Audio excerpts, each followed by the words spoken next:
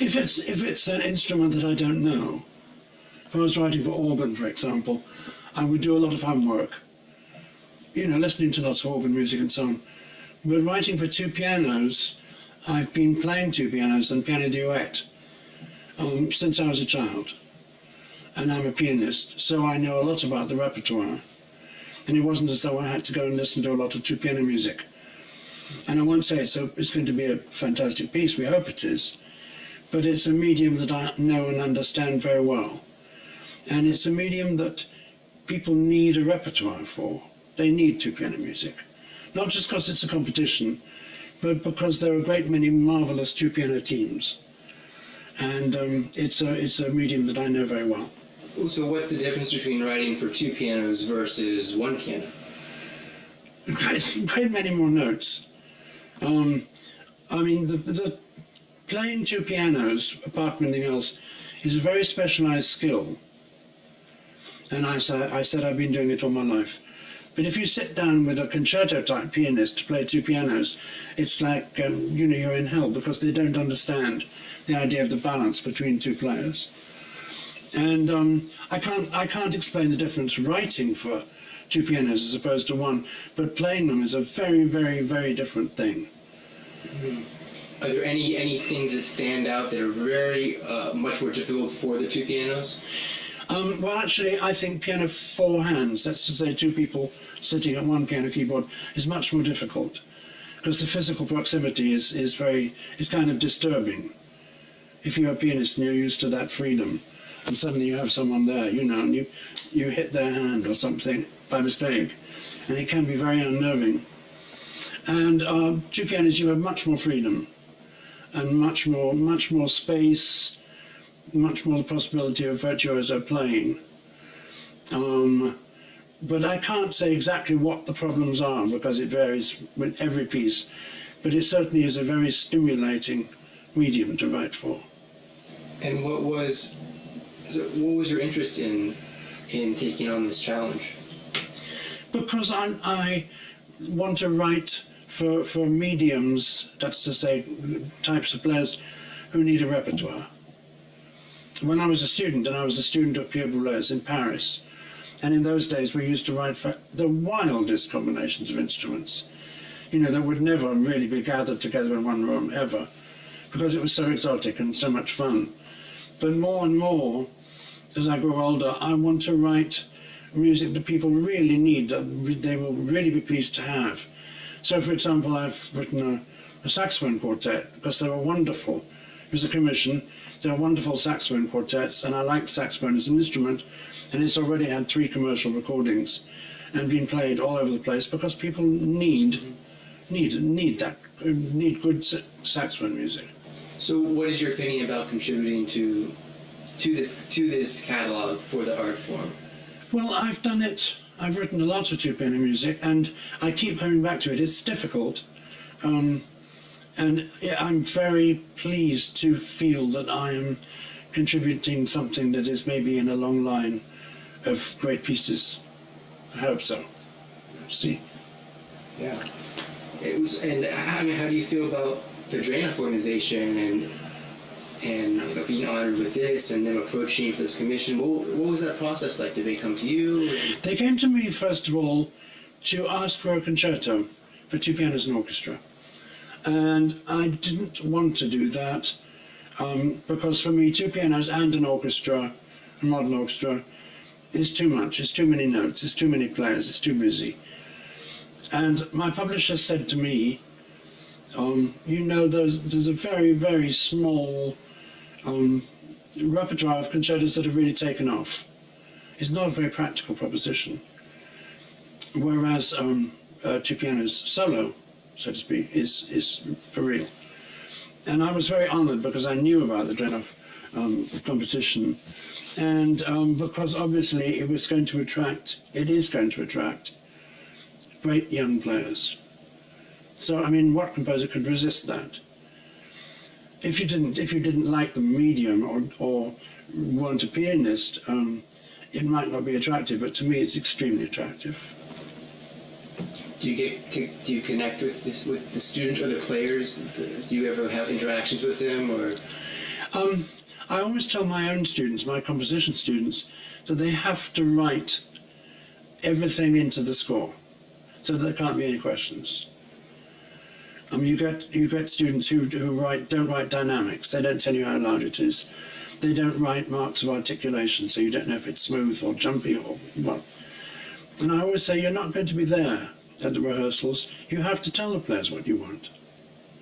And so I do I do tell the players as much as possible without getting in their hair, you know.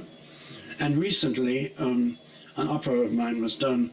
It was done at City Opera and it was done at Glimmerglass. And it was an opera I wrote when I was in my 20s. And after the dress rehearsal, and it was very well done, I told the conductor two things. One was that the gong was too small, and one little bit was too slow. And I was very proud of that because I had told them enough so the piece came out right. There was a lot of student compositions, you know, it would be absolute hell because the players wouldn't know what to do. So I don't like, and this is a long answer to your question, I don't necessarily want to work with players. If they want to play them pieces to me, that's fine, but it's not necessary. Maybe with a new orchestral piece, I might go in and just sort out problems of balance or something. Mm-hmm. But it should all be done on the page. What's it like to listen to your music being played by hundreds of? Well, hundreds. I don't know. I have heard. I've done this before, a piece for viola, and by the 15th time I was losing my mind. You know, because I wasn't concentrating on them so much as players. That's how they played my piece, and I don't really like listening to my own music after the first few times. And as for pieces from the remote past, it's like having one's old love letters read out. You think, how can I mean, I meant it, but this is terrible having to listen to all this. I'm always interested in the next piece. You know, I have 4 or 5 commissions lined up down the road, and I'm interested in what such and such is going to turn out like. So we have all these different players, there's an ambitious young artist competing, and what does it mean for them to actually win the Dranoff? Is that going to help their career? What is that? I think it's going to help their career enormously. And in the 40s, for example, two pianos it was a fashionable medium. There were lots of two piano teams and lots of two piano recordings, and these days it's slightly different. It's not, I know this myself, it's not so easy to get work as a two piano team, and so something like the Dranoff competition is extremely important because it's putting a medal on them. You know, this is the best. It's important. They come from all around the world, which is quite interesting. I guess. Tell me about your work with Stuart Robertson. Well, Stuart Robertson is a marvelous conductor, and I knew the name, but I didn't know him. And he, in fact, was the conductor who conducted my opera, The Mines of Sulphur, recently, and he had heard it when he was 17, when it was first done, and I guess it made an impression. He remembered it all through the years. And when it became impossible for somebody else to write an opera for Glimmerglass, which is a great opera organization upstate, he suggested The Mines of Sulphur, and they said yes. And we became friends. We became good friends immediately. And we have, we're both particularly interested in little-known English music between the wars, when there were some very, very good composers who've partly been forgotten. So we have a lot to talk about.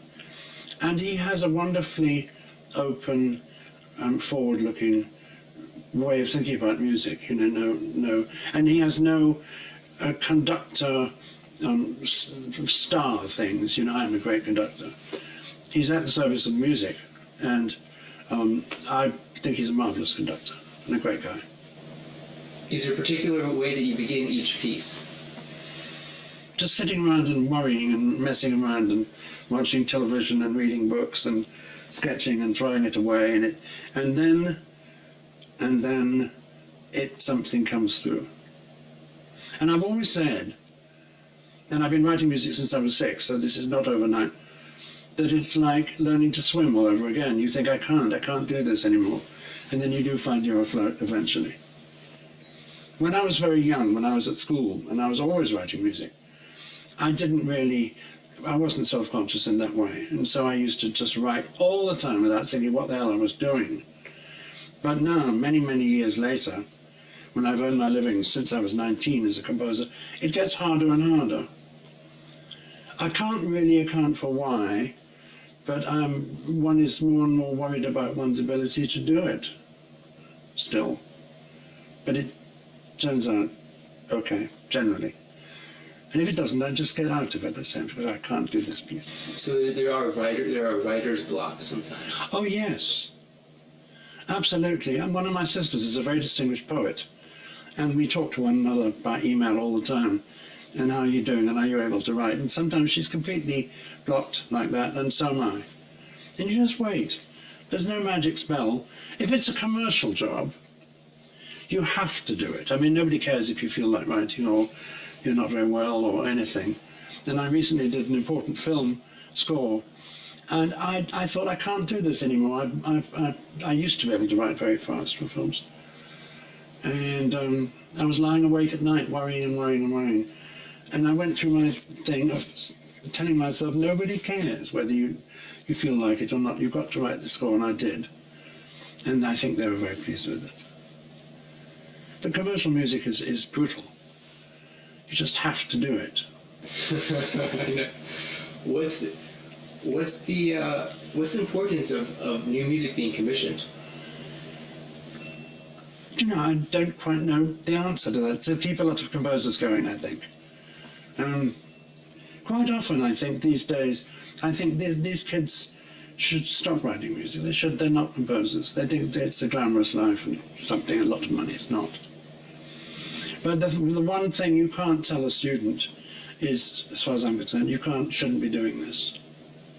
This is not really your nature to be a composer. But I try to steer students, if I teach, and I don't like teaching and I don't do it very much, I try to steer them towards some area of music which I feel is more in keeping with their abilities. Like writing educational music, and that's not a put down. I'm very fascinated, but it's not the same as symphonies. And occasionally you find someone who really has a talent for writing a large-scale structure, but not very often. But new music is needed just as, because people have to write it. It's like painting could have stopped with, in the 1960s, but it doesn't. And it grows and it changes all the time. And the climate in new music is very different these days from what it was when I was a student. There were so many composers, all trying for the same little space. But so now there's less composers or more composers? Many more, thousands more composers. Huh. I mean, I was very lucky that I came from a generation as a student that was very talented. And there were about 7 or 8 of us, and we all became known in the profession, and in very different characters. And now there are, if I really got down to it, I could come up with about 1,000 names of young composers in England alone who were trying to get performances, trying to get a publisher, trying to make some money, trying to keep going until they, are successful. It's a terrible business. What's successful? Successful, being played, being commissioned, being needed. Sounds rather sentimental, but the music is needed by people. That's successful. I'm not talking about Academy Awards. It's not American Idol, but having a profession, having a career. How do you feel about your music being international around the world? Has blasted your work? Well, it would be sad, I think, to write a lot of music and have it disappear without a trace. But what I like best, what I feel is the best thing I can do, is to have the music played all over the place, because it does suggest, as I say, that people want it. And I've been in Australia and New Zealand quite a lot, and people come up to me and say, we grew up on your children's pieces for piano. We sang in your children's opera, you know, stuff like that. And that is a true reward. Because that music has gone on, it's still alive. It's not lying there on the shelf dead. That's great.